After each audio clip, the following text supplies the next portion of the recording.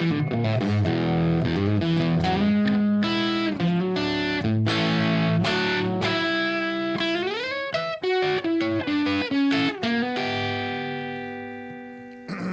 what's going on, everybody?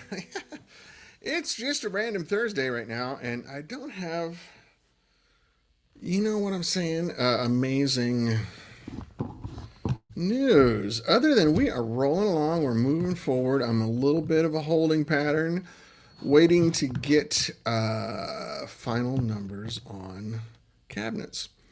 And once I have those, we're moving forward. But right now, oh, a little squealy. Let me turn down my headphone level. God dang, what's happening here? Hold on. Let's see. There we go. How about that? Woo, squealy, sorry. Yeah, once we have that, we're rolling. I was going to use the prototype today, but as I was warming up, I heard like some weird, unhappy tube thing going on. It wasn't bad. Hey, Basil, 130 amps. That's right. You're good at math, buddy. So I just switched back over to the Monterey. I have a London here too, but I didn't have time to plug it in. It's a 220 volt London. I have the transformer.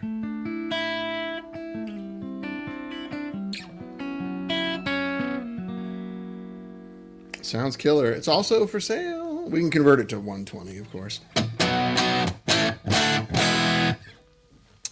Probably should do that, right? I haven't played a London on here in forever. You know, the London was our very first amp, so some of you might not be familiar with it anymore, but let's do it. Anyway, I got out the trusty Elliot Stratocaster that Andy Elliott made for me. Golly, 14 years ago, something like that. Guitar is still just ridiculous, and it plays so good and stays in tune.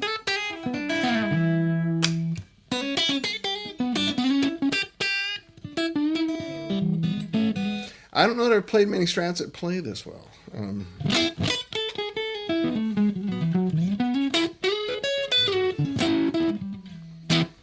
It just does the thing. And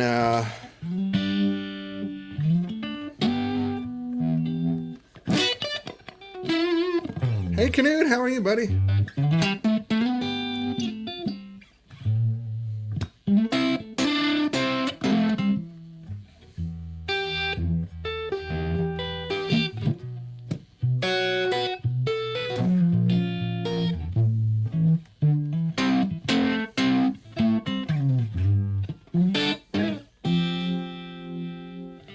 Screwed that up.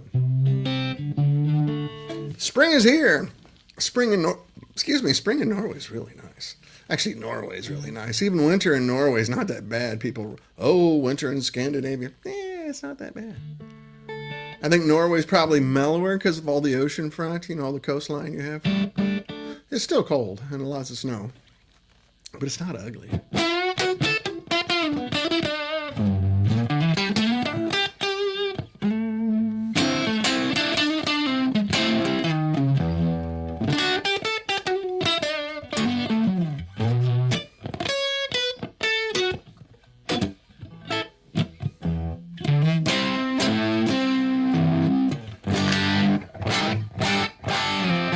Got my little Univibe pedal on. Hey, Matt Pierce, how are you, man? Nice to see your name. Wish I could see your face.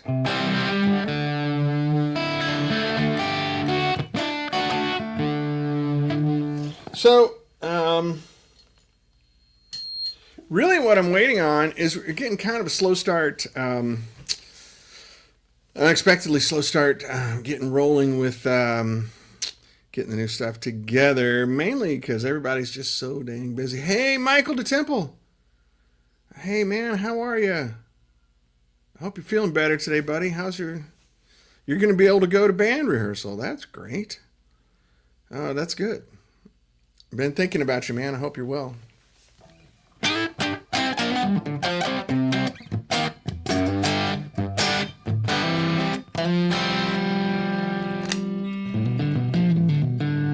So, anyway,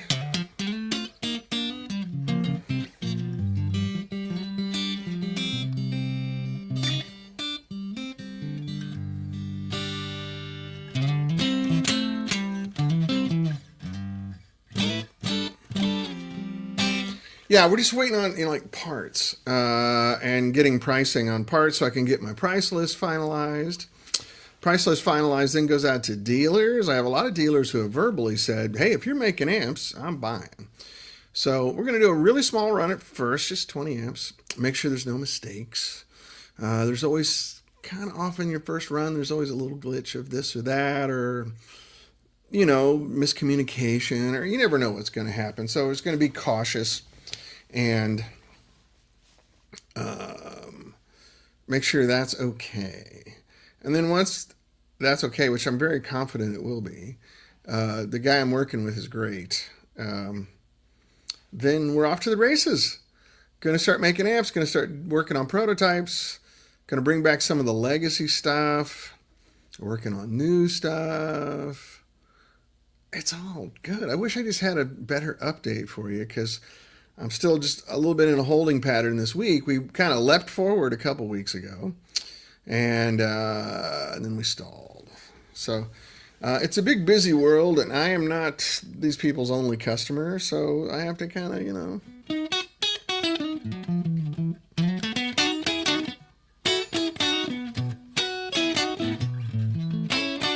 deal with it.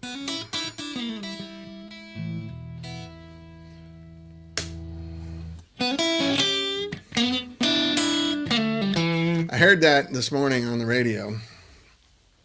Willie Dixon song.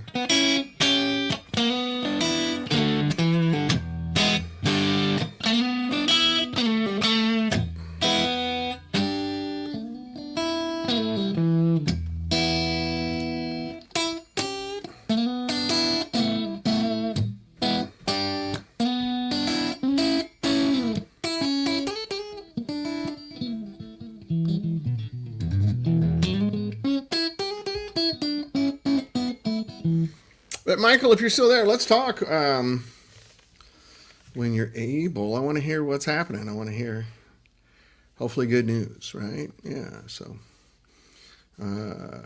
because I'm probably behind you in that same line. I'm just a few years behind for the same thing you're going to have done. So we're talking about knees, folks. Knees. Everybody, step up and get your knees. We got your hot, cold knees right here. So anyway. What's going on in the guitar and amp world, man? It's an interesting time to be in this business because digital is really getting grounds, taking ground. What am I trying to say? Increasing their footprint in the musical world, and lots of touring acts. What had happened to my vocabulary today? Lots of touring acts are discovering that. For a lot of the time, especially if it's not really a guitar act, the audiences can't tell the difference. I mean that in the nice way. But you go to certain acts, people there aren't guitar people. They don't know if you're playing the right sounding stuff or not. They don't know that doesn't quite sound as good as my Fender Deluxe. Oh, great! It's great news, Michael. Heck yeah. Wow, what a relief. Wow, I want to hear the whole story whenever you get a chance. That's great. Congratulations, man. I was really worried about you.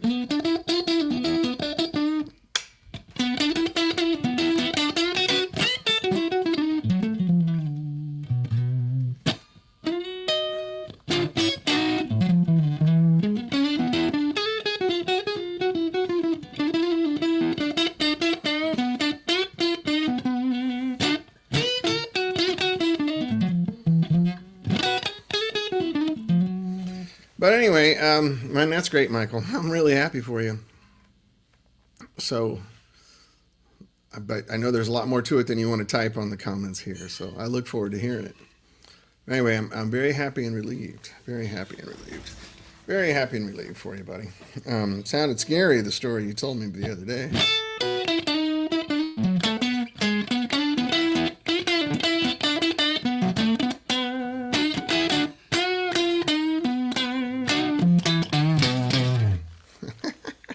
This guitar is so much fun to play.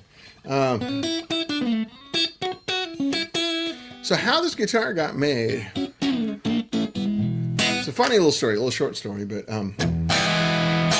You guys probably remember about 14 years ago, we were making an amp called the Whiskey. And it was kind of, I was having a moment, like I played music in LA on the Sunset Strip in the 80s at all the B level clubs. I was never a top level guy at all. Didn't really write songs back then or anything. But we played at this club called the Central, which is now the Viper Room. And right across the street on Sunset Boulevard is the Whiskey. So I used to go over there all the time and hang out. And I think we talked about this before. The bouncers and the doormen at all these clubs kind of knew all the musicians that were playing in the clubs, right? Because a lot of those doormen worked at multiple clubs, and bartenders would have shifts at different clubs. One night they're working at the Whiskey, another night they're working at the Rainbow, another night they're working at the Roxy, another night they're working at the Central, another night they're working at the Coconut Teaser, another night they're working at Gazzari's, right? That was sort of just on the Sunset Strip, that was the main clubs. There's more clubs than that.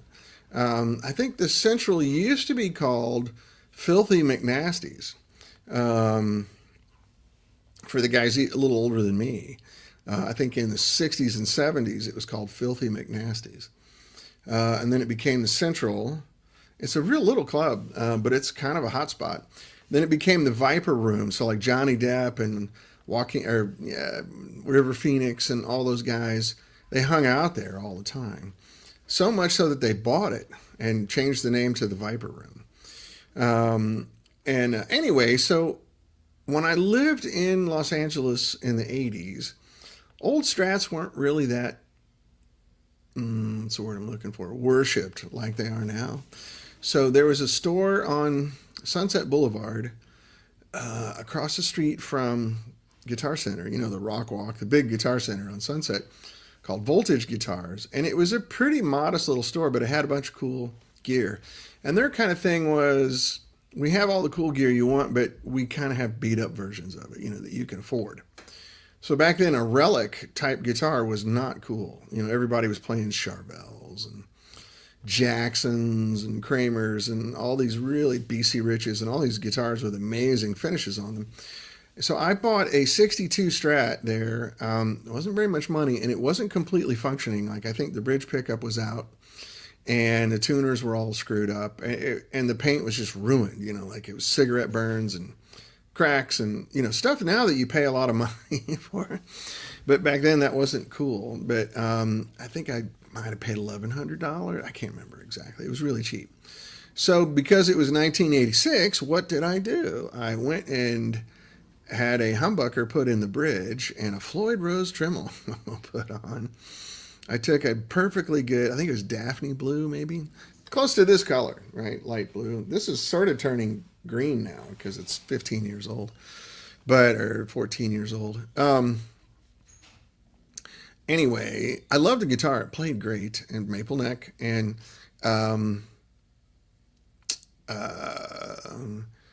but I was embarrassed by it. Isn't that stupid? How times change, right? I was embarrassed by the guitar, and so I traded in. I got a Kramer Beretta with EMG pickups in it, and then I went to Performance Guitars on Yucca over in Hollywood and had them make me a custom neck, and it looked. You guys have seen that picture. I'll put it back up just for fun, but and I had the Maui and Son shirts and the EMG pickups and the black Floyd Rose on the guitar. It was disgusting. And I traded in this perfectly good Strat. Anyway, so we were making the Whiskey amp. Really, it takes me a long time to get to this. I'm sorry. We were making the Whiskey amp, and I was kind of just feeling like, man, I really miss that old 62 Strat that I had. And I sent Andy some pictures of guitars that were similar. There was a custom shop guitar that was really close to it. I forgot what they called it, but it was a lot of money, and I like these better anyway. So he made me this. But he said he's not going to relic the paint. He said, I can't do that. I can't, in all good conscience, put a beautiful finish on a guitar and then screw it up, which is fair. It's fine. So he made this guitar for me, I think in 2012, maybe 2013.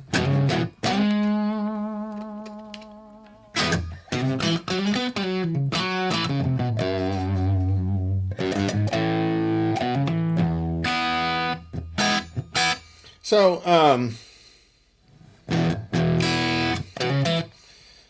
of weird thing going on in my headphones.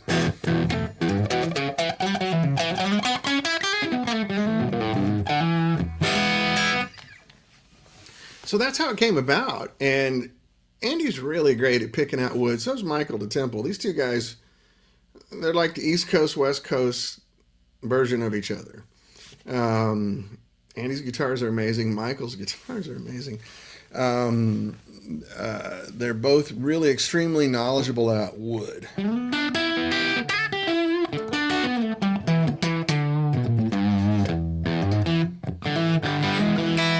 So I think I still need to have Michael. Michael, I might have you put your mastodon nut on this guitar.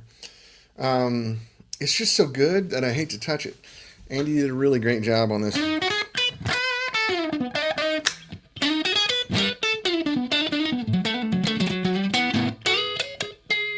Yeah, it just plays great. And it feels great. It stays in tune really well. This neck is really, really hard maple. So it's really stable. You can just, and it doesn't move. You know, it's really good. So I'm just kind of feeling that today. I'm going to meet a guy to play guitar this afternoon. And I thought, I'm going to bring the Elliot along. So I thought I'd just get reacquainted with it today while we're here.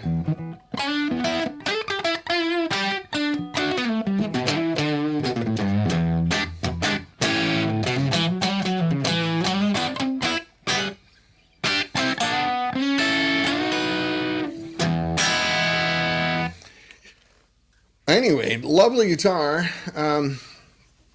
What are we doing with amps? That's the question. Why are you here watching? You want to hear about amps. The amp world is fine. We're making a lot of strides, even taking some of our classic amps and revoicing them a little bit. Seems like tastes have changed. Tubes have changed, that's for sure. And it's all kind of fashion, you know, like skirts go up and down, haircuts go long and short, sideburns come and go. Same thing with tube amp sounds. Like, you know, sometimes people like them really, really super bright for a while, and then it goes back to warm and gritty and all that kind of stuff. This amp right now, this is the Monterey, and I'm running it what I consider pretty dark. But because I have a maple neck guitar here,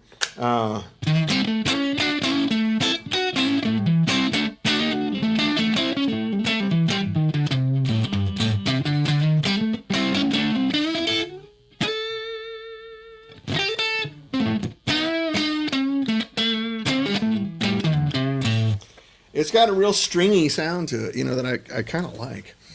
Very vintage kind of stringy sound. Not overkill. I mean, I can throw on a whole bunch of distortion if you want. But I don't know, man. I'm just enjoying digging the guitar. So we have this prototype amp up here, El Pompadouro. And we're going to make versions of it with 6L6s and EL34s.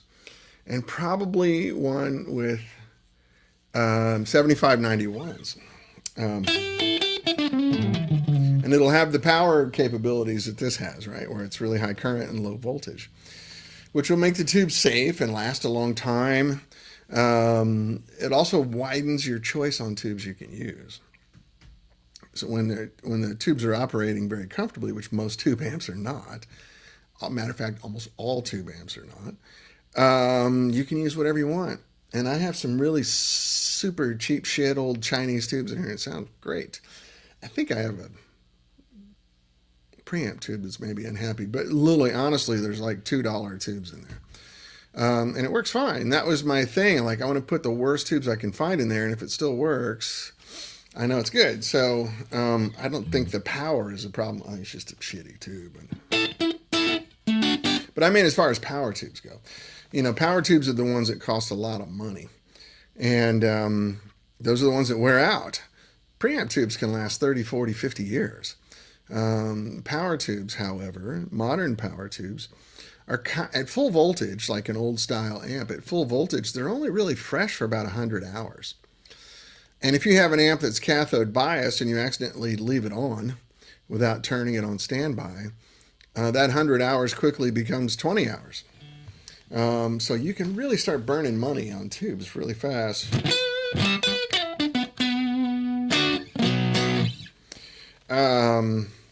I'm trying to get around that. And how do I know these things? From doing it myself, right?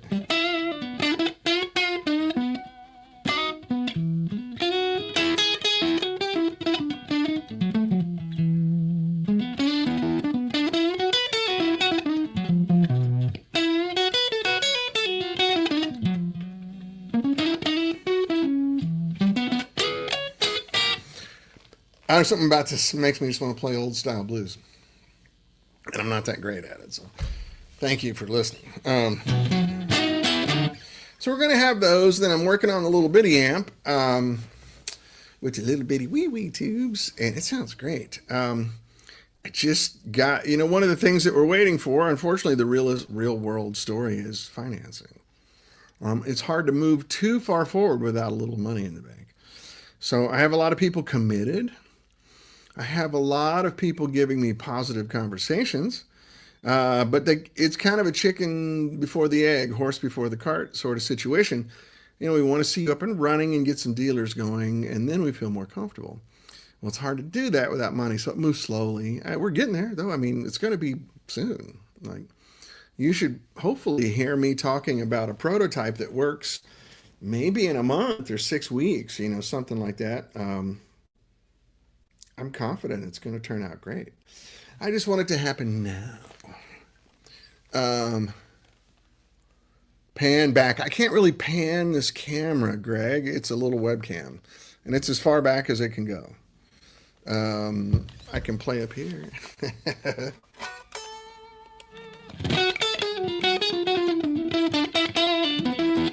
Not the best playing position comfort-wise, but...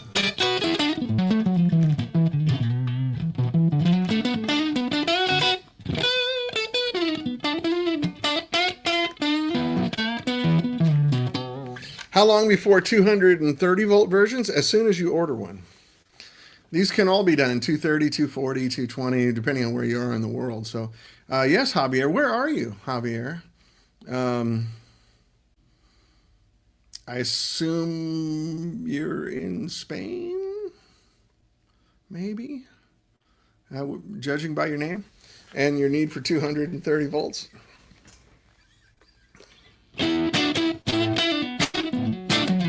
Let's see if I can just tilt the camera down a little bit for you, Greg, but then you won't see my... Uh-oh. My camera came loose. Hold on. Shit. That's funny. The cable's really fragile on this thing. Hold on. Let me unplug it and plug it back in. I'll be damned. Wow, I blew it. Somehow. I don't know what happened here. All I did was wiggle it a little bit. I know you guys can hear me. Hang on a second. Gosh darn it, I can't believe that. That's really stupid. Let's make sure they're all good. Cables are all good. They're all plugged in. Why is it not happy? Is it time for a new camera, maybe? Is my camera getting... Let me just unplug everything and plug it back in. Yeah, look at that. I lost my camera. Hold on a second. Oh, yay, there we go. Don't touch the camera anymore. That was fun. So, Greg, I'm sorry. I'm just going to be like this for right now. I hear you, though. We'll get it. You're in Spain. Okay, Javier. So, there's two ways we can do this, if you like. I can sell direct into Europe. It's a lot of paperwork. Or if you have a dealer, hey, thanks, Basil. I appreciate that. Sage advice. Yeah, I'm listening. I hear you, Basil. Good call. Basil says, pro tip, don't break the camera. Shit, I wish somebody would have told me that a few minutes ago. So yeah, Javier, if you have a dealer you like in Spain, where are you in España? I used to have a dealer in Spain. I can't remember their name now. It's been a long time. And man, would I love an excuse to come visit you.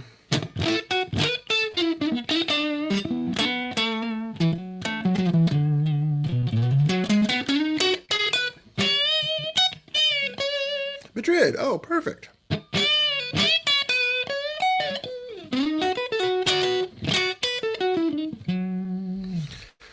Okay, perfect. Well, when these are ready, let's talk. You can get a hold of me here on Facebook.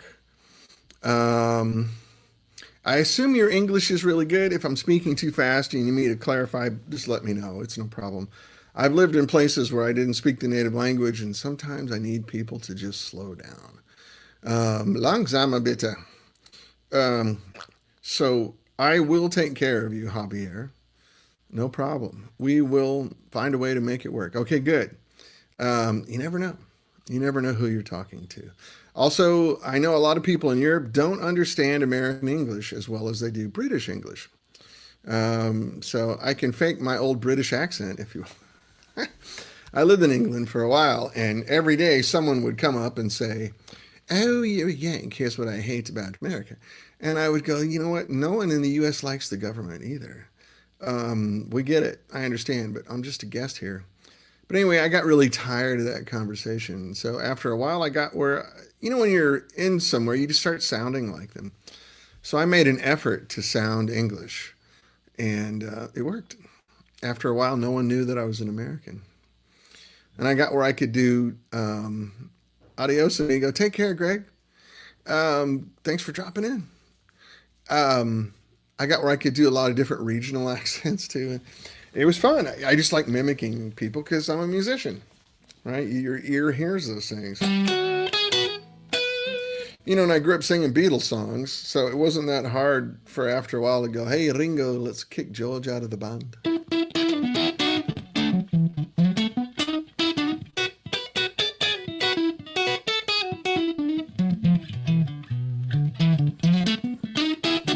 Man, this is one damn good guitar.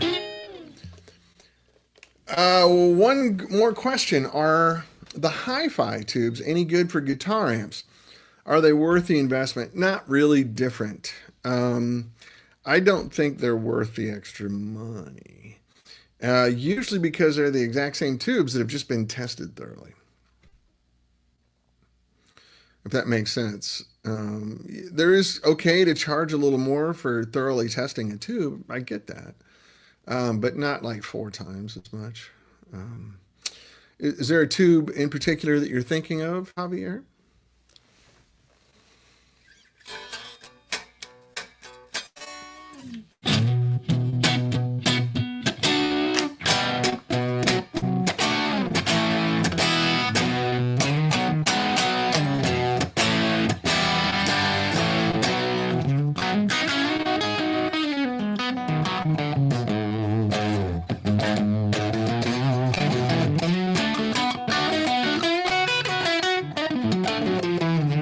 This amp is 6v6s, by the way, in case you didn't know. Oh, cryotones. Oh, yeah, PS Veins. PS Vein makes good tubes. The cryogenic thing, I've never seen any evidence that that works. There's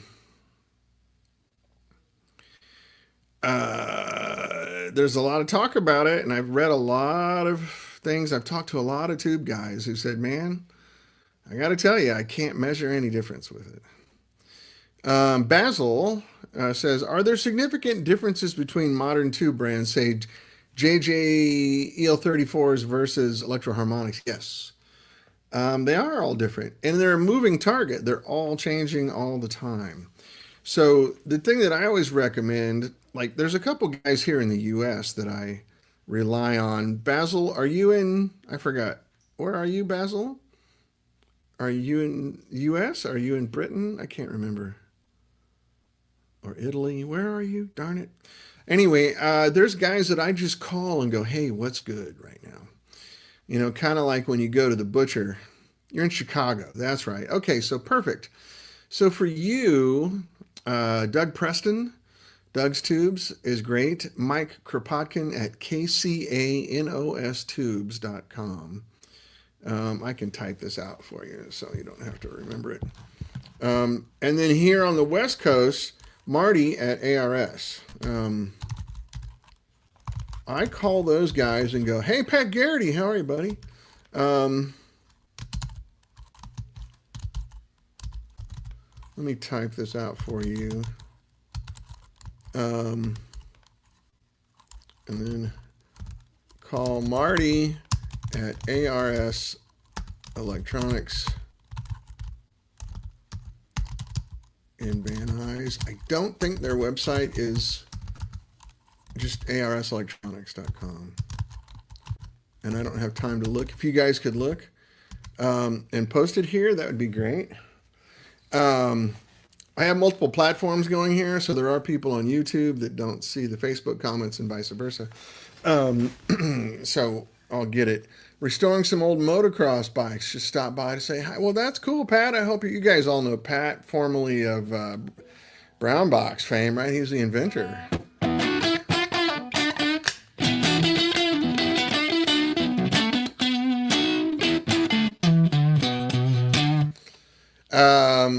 Old motocross bikes are fun, man.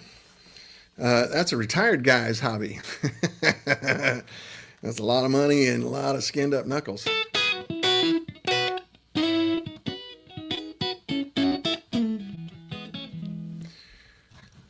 Is there, so yeah, Basil, my personal preference on power tubes, it just depends on the model. Like, for example, JJEL 84s are unrivaled. There's nothing that sounds as good as they do, and there's nothing that lasts as long or takes voltage as well as they do. Same with their 6v6s. I think their 6v6s are outstanding. They take a lot of beating and they work good, but they sound really great. As far as EL34s and 6L6s go, it's a little bit of a moving target. I know Electro Harmonix EL34s are supposed to be really, really nice. A lot of people use them. JJs are also very popular with, look at what amp makers use. They're usually using the most reliable tubes because they don't want to do warranty work, right? So you see like Bogner, and he uses, Reinhold Bogner uses mostly JJ EL34s. Dave Friedman is using, I think, PS Fanes and Chinese stuff now because they're making great tubes. But it does move around. You know, you need to be in touch, establish a relationship with someone who can help you through all that. I have my ear to the ground, but I'm not the most knowledgeable guy for that because I don't buy a lot of tubes anymore. I will be soon. So, anyway, yeah, man. Long answer to a short question. I'm sorry. Is there a certain amp you're, also depends what kind of amp you're going to put it in. Like, you know, for me, the question is like older amps have really high voltage compared to modern amps. You know, like if you have a 1970 or 71 Marshall, you could be over 500 volts B plus, and most modern tubes aren't going to last. You might get 20, 30 hours out of them before they pop. But I had a 70, 50 watt where the B plus was 380 volts. And that's one of my favorite sounding amps ever. Sounded great. Tubes would last decades in that thing. Tubes hate voltage, love current. So it depends on what kind of amp you're putting in. If it's a modern amp that uses 34s, like we're talking about, like a Bogner or a Friedman, their voltages are a little more reasonable. You know, the tubes are going to last. You don't have to be too paranoid about it. You know, where you're getting B plus of 420, 430, something like that. That's still pretty hot for a modern tube, but it works. You know, the tubes will last a while. The thing is, you know, most of the customers for those amps are guys that don't play that much. And if they do, they have the master volume down really low because Dr. Z amps. Yeah, Dr. Z's are great. I don't think his voltages are too crazy.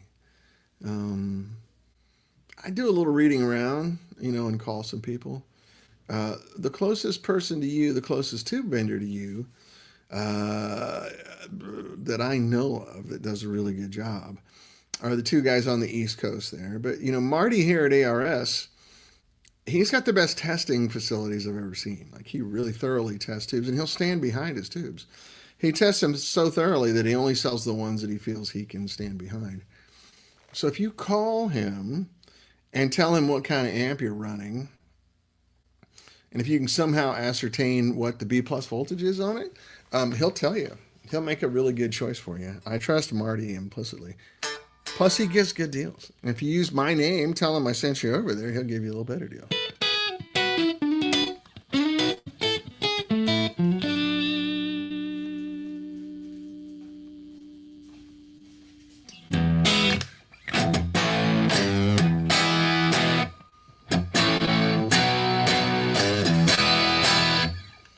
Anyway, yeah, man, tubes schmoobs. That's the whole point of on this prototype is I want to take out the worry about tubes. There's so much consternation and concern about tubes, and for 25 years now I've been hearing, oh, we're running out of old tubes. There's none left, and it's actually starting to become true. It used to be sort of a way for guys to scare you into buying tubes, but it's actually starting to happen. I've seen less and less NOS tubes now. And we've had the discussion about really what is an NOS tube and what's not an NOS tube. An old tube that measures well is not an NOS tube.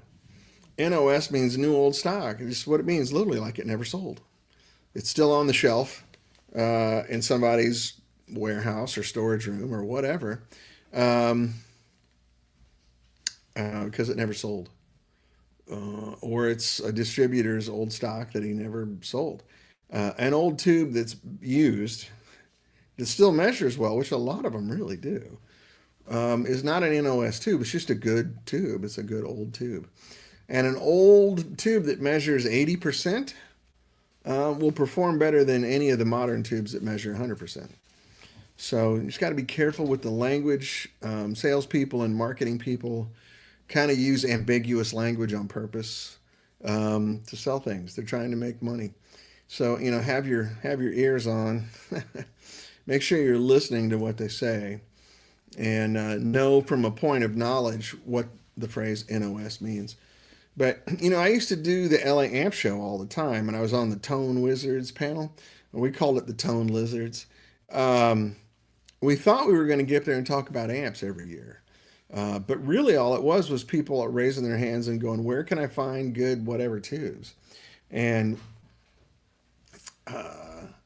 it became apparent to me 15 years ago that there's a huge amount of worry and concern about tubes. See you later, kiddo. Have fun out there. Let me know how it goes. It's my youngest daughter.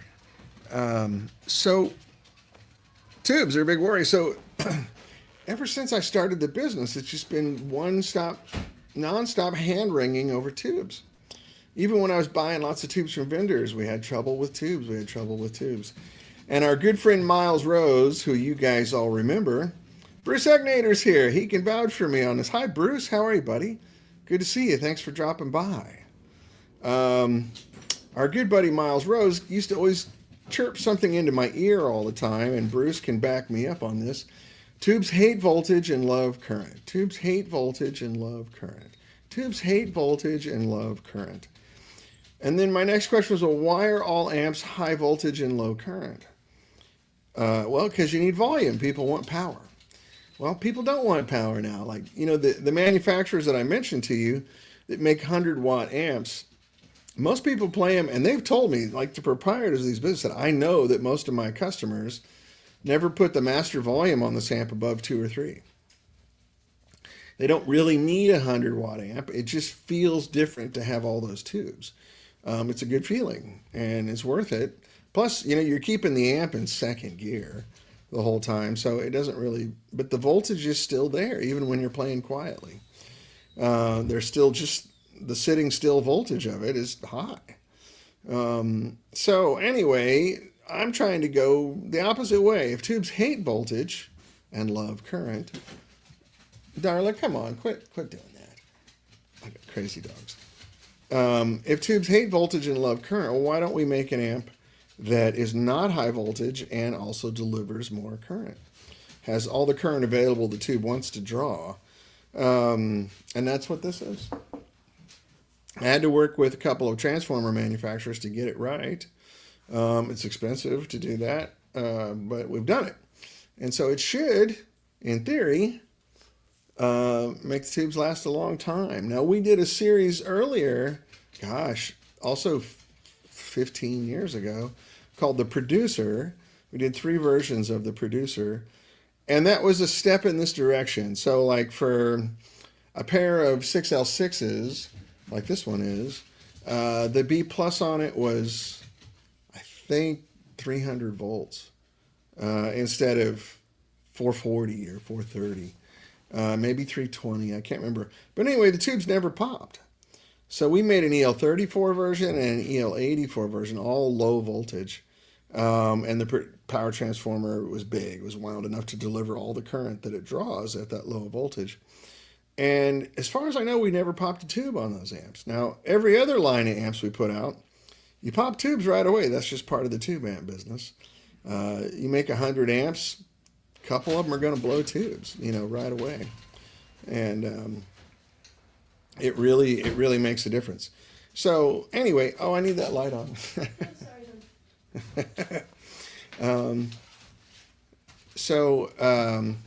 That's what we're trying to do here is, and then when you reduce the stress on the tube, by not hammering it with voltage, then it relaxes and it sounds better. And when you flood it with current, it's like giving it oxygen. So you can ask the tube to do more things. You get a little more wider, bandwidth on it. It really works great. But you lose volume. And if I run this amp down in like the lowest tap on this power transformer, it's a pair of 6L6s, I can run it down at 3 watts. And it sounds great because it just flooded with current. And it sounds real. You put a microphone on it, you can't tell that it's a little amp. So anyway, that's the theory. That's what we're working on. And so what I think that's going to do is make a tube amp a lot more viable for people. Because digital amps are great, and you get 2,500 sounds in one box, which is fun. I like digital stuff. It's great. I enjoy it. But there's something intangible about playing a tube amp that's working right. It sounds different. It makes you play differently. It interacts with your guitar differently harmonically, when the speakers are agitating the strings and the pickups. It just works differently. Better or worse? I don't know. That's up to you. My humble opinion is better. But I'm not dictating that because if you like digital stuff better, then good. Digital's great. I worked at Line 6 as a consultant for 6 years working on Helix. And man, I can get some good sounds out of that thing. Good sounds. And if you're playing in a bar through a PA system, nobody's going to tell the difference. You will tell the difference, though, with your hands and your feeling, the way you play.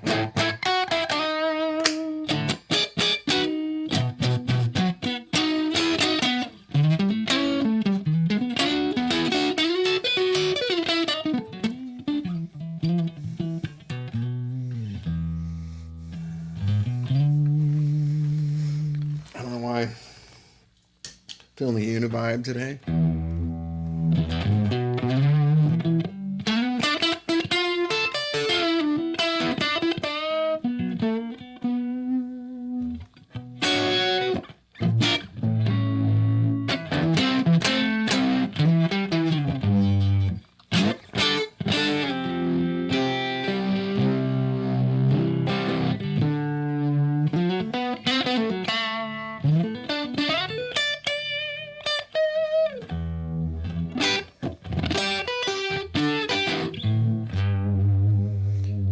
Well, there you go. That's what's going on in Amp World, and that's my diatribe about tubes. Do you guys have any questions or thoughts? Or, usually if I open it up to about tubes, hey, what are your questions on tubes? There's always most people are really worried about where to get tubes. I think the supply of tubes is fine. I think those are my 3 favorite vendors I gave you. There's other vendors that are great. You can find the tubes you need. It's not a big deal. It's just whether or not you want to pay to pop tubes. You want to buy tubes and blow them up. And then so when you do this sort of high current, low voltage thing that we're talking about, when you put NOS tubes or just old tubes in, as if we've defined NOS, right? Now we're all clear on what NOS actually means. You put a good old tube in there, man, does it respond to having all that current? It sounds really good, and it feels good. I don't know about you, but for me, 51% of an amp is feel. I got the hiccups. Excuse me.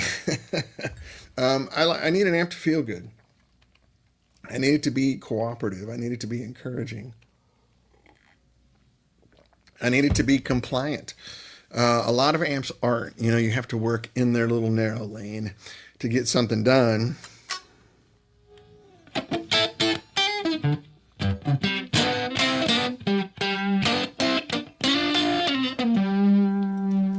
Ooh.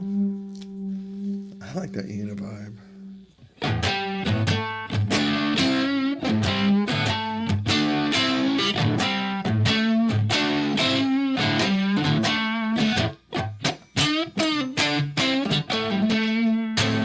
Not really the amp for that, but you get the idea. I'm running a 6v6 amp into a 412 Marshall impulse response.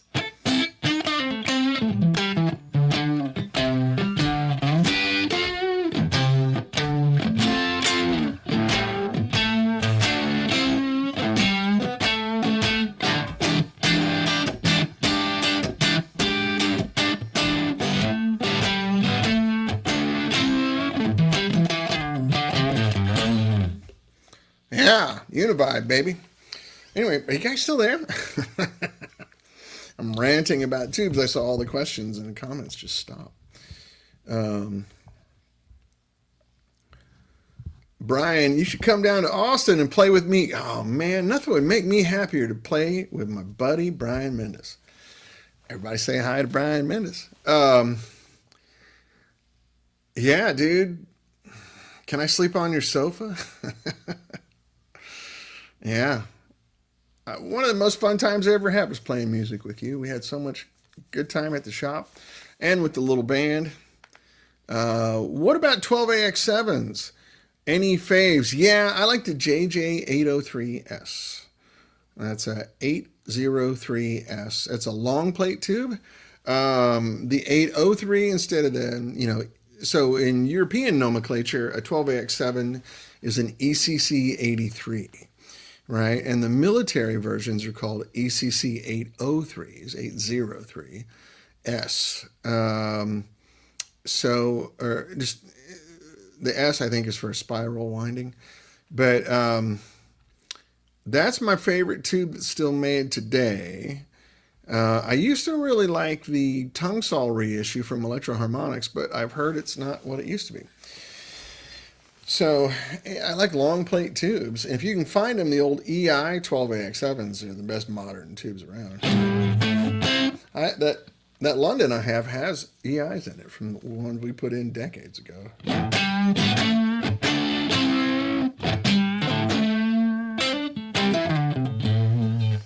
But yeah, man. We have a beautiful guest bedroom anytime. Oh, dude, I'll take you up on that. Been too long since we hung out anyway, man. That kind of hurts. That kind of really hurts. It's funny, I had another guy call me today that Brian. Remember Colonel Tony Daniel? He's retired now, lives on the beach in South Carolina, like Hilton Head or something. And we were talking about how there's a small group of friends that are up at the family level of bonding, and time and distance don't matter. It doesn't change the bond you have with them, and you're one of those guys.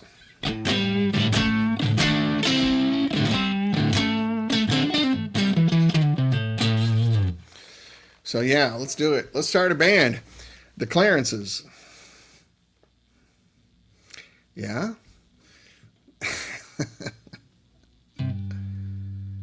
I still like that idea of the Clarences, but we'll work that out later.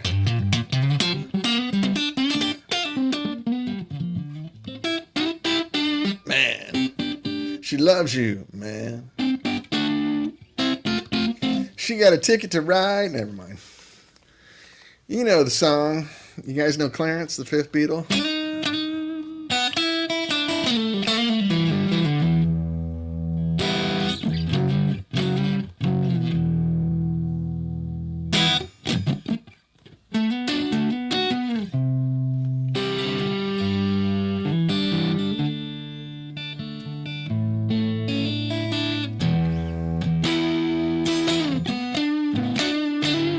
Doesn't really work on a 6v6 amp that much, but you get the idea.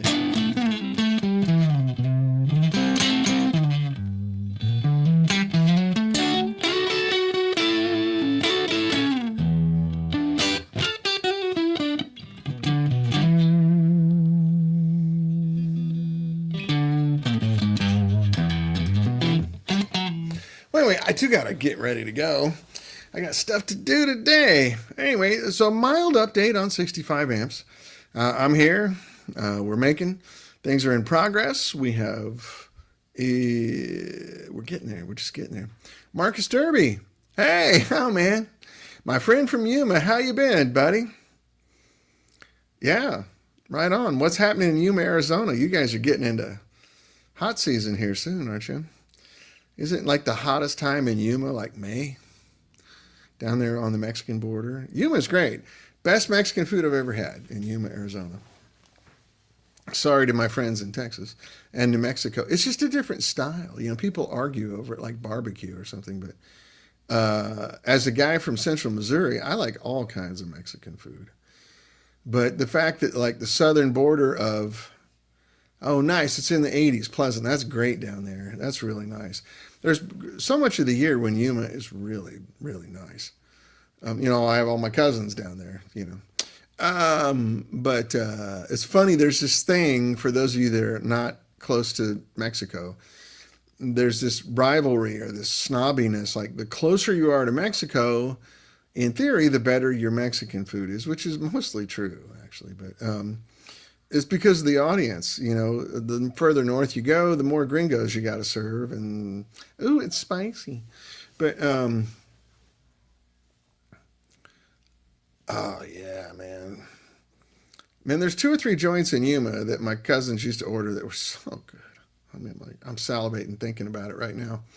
But so we're here in LA. We have pretty good Mexican food here, and lots of different styles. You know, there's about 7 or 8 styles of Mexican food that I'm familiar with. There's probably 20 more, but there's 7 or 8 that I'm, you know, there's Michoacan, there's, you know, stuff down on the Baja Peninsula, there's, you know, stuff from the East Coast with that white cheese sauce, you know, all that stuff.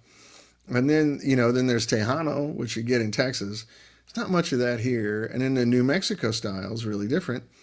And then, but so when I go down to, I have a lot of cousins in San Diego who originally from Yuma, Arizona. When I go down there, they always order Mexican food because it's the go-to down there. And I go, oh my God, this Mexican food's so good. Like we eat at this restaurant called Fidel's. It's kind of, you know, La Jolla area, I guess. And gosh darn, it's so good. And they're like, yeah, it's all right. And then even just the run-of-the-mill taco places in San Diego, like Roberto's Tacos, there's a bunch of them down there. Holy moly, they're so good. And then, but they're like, you know, they're from Yuma, Arizona, where Marcus is from here. And the people, because they're from Yuma, they're like, yeah, it's okay. It's not quite as good as Yuma. And then a couple times when I went to Yuma, we'd go across the border to Algodones. And the food there is just, oh, Algodones, Mexico is a really cute little town. It does a lot of trade with Americans, you know, buying pharmaceuticals mostly, I guess. There's a lot of pharmacies there where you can buy whatever for 10 cents on the dollar of what it costs in the U.S. And but the food is just insane. So it's just that joke about, you know, well, you're too far away from Mexico. But it's true, though. Like if I go up to Santa Barbara from here, which is 80 miles north of here, Mexican food's a little mellower. It's a little more gringo. You know, there's 2 things that Mexicans themselves don't really do. One of which is put sour cream on Mexican food. That's, I think, the equivalent of putting ketchup on your steak. But their food is not cheddar cheese. They don't use a lot of cheddar cheese down there, and if they do, it's just for gringos. Um, so there's a Mexican cheese mix that has cheddar in it, but they use queso fresco and stuff like that, fresh cheese, and it's really good. So it's kind of funny. Like when I lived in Atlanta, I'd be playing music and we'd drive down to Macon, and Macon would be like, the guys in Macon would be like, how can you live up there in Atlanta with all them Yankees? And then we go down to Savannah, and the people in Savannah go, "Where are you from?" "Oh, from Atlanta. We played in Chihuahua cheese." Yeah, that's right. Scotty Bratcher's here. Hey, Scotty.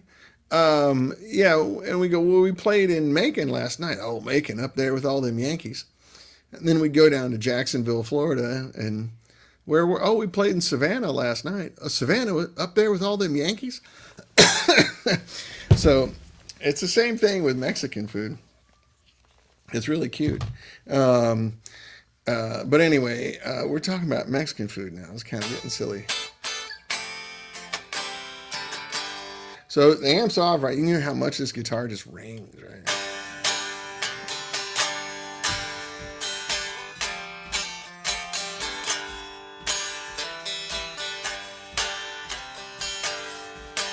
It's been a hard day's night, and I've been working like a dog.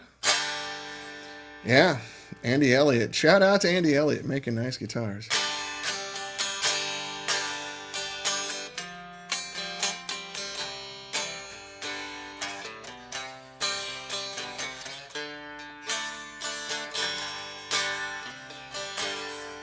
Well, Scotty, you missed me playing Mediocre Blues earlier. I'm sorry you missed it. Mediocre by your standards, for sure.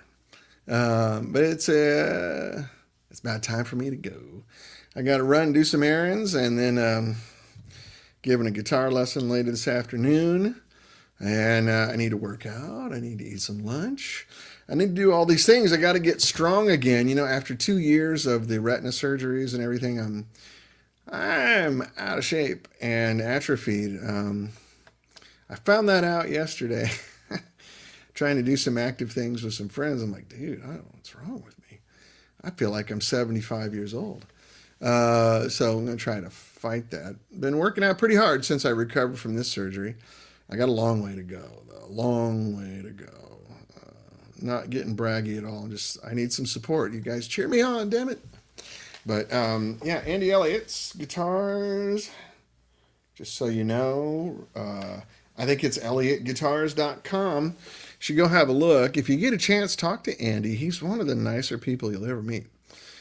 He's extremely kind, and he's a gentleman for sure, which is not always the case with a lot of makers. He's really the stuff. I'm proud to know him. Greg Kaler says, "Look, now I'm hungry for a chicken quesadilla with sour cream. Thanks, Dan." Oh, you're going to eat it the gringo way, are you? Okay. I'm kidding. That's just totally bullshit. But they don't use sour cream. Mexicans don't. Anyway, yeah, that's a good idea. I think I'm going to go get some Mexican food now. Thankfully, I'm in the part of the world where there's 10 Mexican restaurants within a 2-mile radius of my house. So some of them are kind of famous. Ones you might have heard of, Casa Vega, stuff like that. I got Don Cuco's over here in Toluca Lake that way. Casa Vega's that way. What else? There's Ernie's Taco House just right down there. And then there is Whatchamadoodle on Tahunga. There's 2 places there that are killer. Yeah, I got options. I'm gonna do that. Who wants to go for Mexican? Who's in the valley? Let's go. Anyway, listen, I gotta fly, guys. I appreciate your time. It was kind of a mellow show today. Scotty, if you rewind, you can hear me playing Mediocre Blues. And I just can't get those Albert King bends right. I gotta work on that. Maybe when we're together, you can teach them to me.